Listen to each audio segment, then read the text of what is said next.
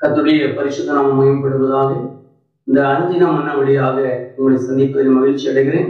இயேசுவின் நாமத்தினாலே உங்களை வாழ்த்துகிறேன். இது பேசுவதோடு மாத்திரமல்ல, ஒவ்வொரு நாளும் உங்களுக்காக நான் ஜெபத்திலே உங்களை நினைவு கூறுகிறேன்.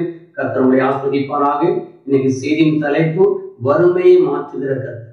இன்னைக்கு அநேக வேளையில வறுமை ஒரு குறிப்பிட்ட காரியமாகவே இருக்கிறது. எவ்வளவுதான் உழைத்தாலும் உழைத்த வருமானத்திலே மீதம் எடுக்க கூடாதபடி பல விதங்களிலே வீண் செலவுக்கு உங்கள் பணம் போய்கொண்டிருக்கிறதா? நினைத்த அளவிலே உங்களால் ஆசீர்வாதத்தை பெற முடியவில்லையா? இன்றைக்கு கர்த்தர் உங்களை பார்த்து சொல்லுகிறார், உங்கள் வறுமையை கர்த்தர் இந்த நாளிலே மாற்ற போகிறார். அதற்கு ஆதாரமாக ஆதியாகமம் 45ஆம் அதிகாரத்திலே 11ஆம் வசனம் இப்படியாய் சொல்கிறது, உமக்கும் உம்முடைய குடும்பத்தாருக்கும் யாதொரு வறுமை வராதபடி உன்னை பராமரிப்பேன்.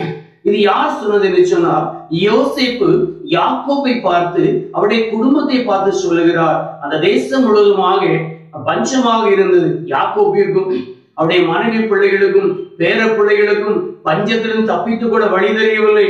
இந்த பஞ்சத்திலே எப்படி என் பிள்ளைகளை காப்பாற்ற முடியும், எப்படி என் மனைவிமார்களை காப்பாற்ற முடியும் என்று சொல்லி யாக்கோபு கலங்கி கொண்டிருந்தார். அந்த வேளையிலே யோசேப்பு சொல்லுகிறார், யாக்கோபு என்னுடைய தகப்பனாரை பார்த்து, நீங்கள் கவலைப்பட வேண்டாம், நீங்கள் கலங்க வேண்டாம், உங்களையும் ஆசீர்வதிப்பேன், உங்களையும் பராமரிப்பேன், உங்கள் பிள்ளைகளையும் உங்கள் பேர பிள்ளைகளையும் பராமரிப்பேன், அது மாத்திரமல்ல உங்களுக்கு உண்டான ஆடு மாடுகளையும் பராமரிப்பேன் என்று சொல்லி, எனக்கு அன்பு தெய்வ பிள்ளைகளே, இந்த நாளிலே கர்த்தர் இந்த வசனத்தின் பிரகாரமாக உங்களை ஆசீர்வதித்து உங்களை பராமரிக்க போகிறார். உங்கள் வறுமை மாறப்போகிறது. இதுவரை வறுமைதான் வாழ்க்கையாக இருந்ததா?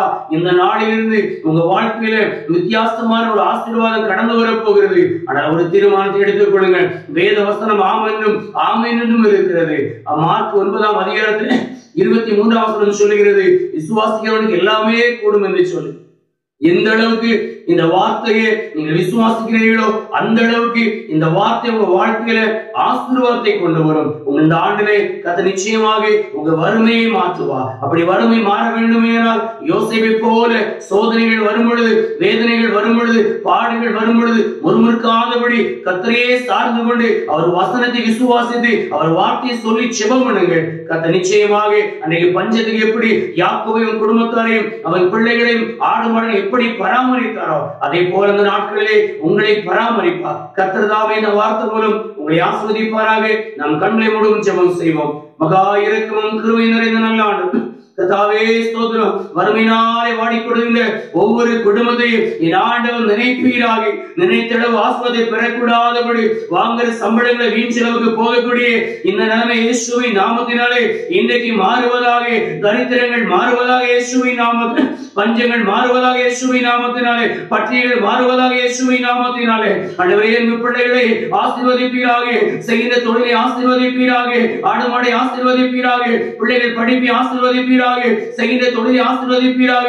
ஆண்டவரே யாக்கோபு குடும்பம் பஞ்சத்துக்கு பசிக்கு விலக்கி பாதுகாத்தீரே, அதை போல அன்பு பிள்ளைகளே இந்த நாட்களிலே பராமரிப்பீராக. பாதுகாப்புகள் உண்டாகட்டும், ஆசீர்வாதங்கள் உண்டாகும்படியா சொல்லிக்கிறேன்.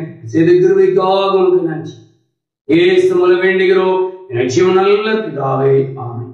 கர்த்தர் தாமே இந்த வார்த்தை உங்களை ஆஸ்வதிப்பாராக. தொடர்ந்து இந்த வார்த்தைகளை சொல்லி ஜெபம் பண்ணுங்க. நம்ம ஒவ்வொரு நாளும் எங்கள் ஜெபத்தை உங்களை நினைக்கிறோம். கர்த்தர் உங்களை ஆஸ்வதிப்பாராக. ஆமென்.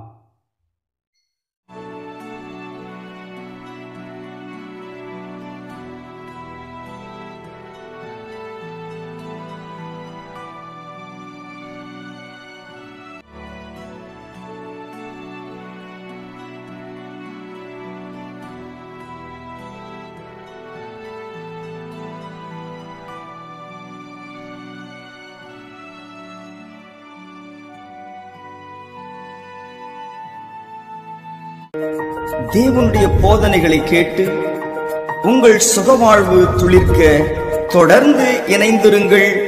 உங்கள் கிரேஸ் டிவி.